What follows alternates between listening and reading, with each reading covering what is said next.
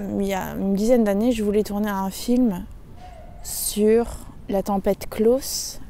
Moi, je suis landaise et j'avais été très choquée par la catastrophe naturelle qui s'était produite en 2009. Voilà, mes parents en ont beaucoup souffert, il y a eu beaucoup de dégâts matériels. Et donc j'avais écrit ce court-métrage, un court-métrage de danse. Je voulais évoquer un endroit où on est plus avec son corps qu'avec sa tête. Et j'avais cherché à quel endroit tourner ça en région parisienne et j'avais découvert qu'il existait la mer de sable à Fontainebleau.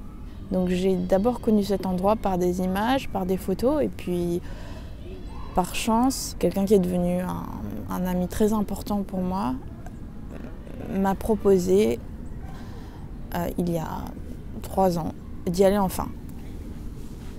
Et donc quand on est arrivé sur place, j'ai découvert un endroit que j'avais juste imaginé. D'abord, on est arrivé dans la forêt et moi ça m'a fait du bien. Et puis ensuite, on s'est un peu perdu dans la forêt et j'ai découvert ces rochers qui dégagent vraiment l'impression qu'on est en dehors du monde ou dans un autre monde. Un monde dans lequel il y aurait des rochers dans la forêt. C'est très beau. Bon voilà, mais comme je voulais tourner sur du sable, on a marché un peu. On est arrivé sur un endroit très dégagé, avec que du sable. Et là, j'ai mis de la musique. Mon ami a mis un haut-parleur et puis il a commencé à me filmer en train de danser. C'était complètement cocasse parce que des personnes passaient avec leur lit sur le dos, mais très respectueusement attendaient les prises avant de traverser. Il faut peut-être ajouter à ça que j'étais quand même dans une tenue, bon c'était au mois d'août, mais je voulais me fondre dans le sable, donc j'avais une tenue très légère, j'étais en culotte et t-shirt couleur chair. Je suis retournée dans la forêt de Fontainebleau cet été et ça me fait toujours cette même sensation de sécurité, de sécurité dans la vulnérabilité que je cherche sans doute beaucoup à Paris.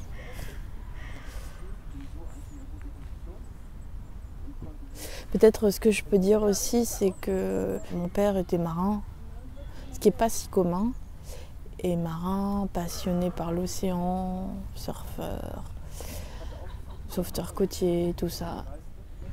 Et donc j'ai un rapport très charnel au sable. Voilà. Et donc voir ce sable au milieu des arbres, c'était comme si j'étais un peu dans un univers un peu chaleureux parce que le sable, ça me renvoie à la sécurité de la présence paternelle quand mon père était là. Quand j'étais petite, mon père n'était pas trop là comme il était marin, mais quand il était là, je me sentais en sécurité. Et quand il était pas là, mais que j'étais à la maison avec ma mère, on était entouré d'arbres. Et donc peut-être quelque chose de cet ordre. Mais j'ai un rapport au sable et aux arbres qui est assez important. Et quant au rocher, je ne sais pas quoi en dire, c'est plus que c'est surréaliste, ça ajoute quelque chose de surréaliste à ce paysage. Et puis je crois que j'aime bien monter, parce que là encore ça donne une sensation un petit peu de sécurité, d'exil.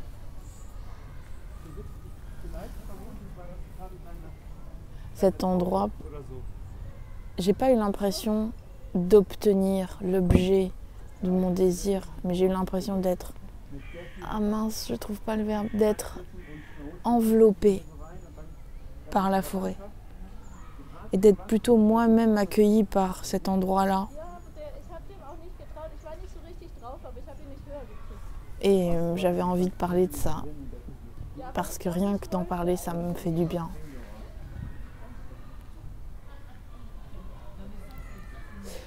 Et puis parce que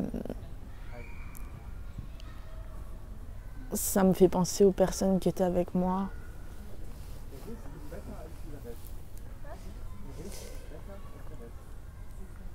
Et qui sont des personnes importantes pour moi.